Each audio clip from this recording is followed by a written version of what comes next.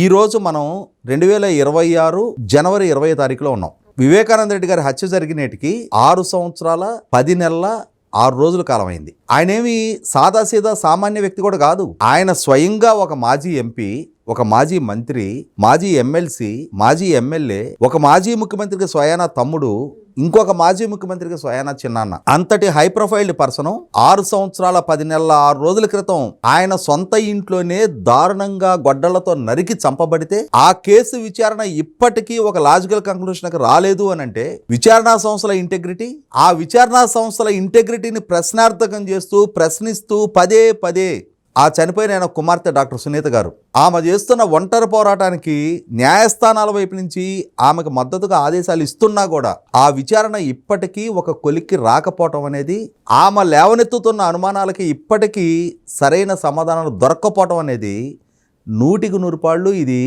విచారణా సంస్థల ఇంటెగ్రిటీ ప్రశ్నార్థకం చేస్తుంది, న్యాయ వ్యవస్థ ఇంటెగ్రిటీ కూడా ప్రశ్నార్థకం చేస్తుంది.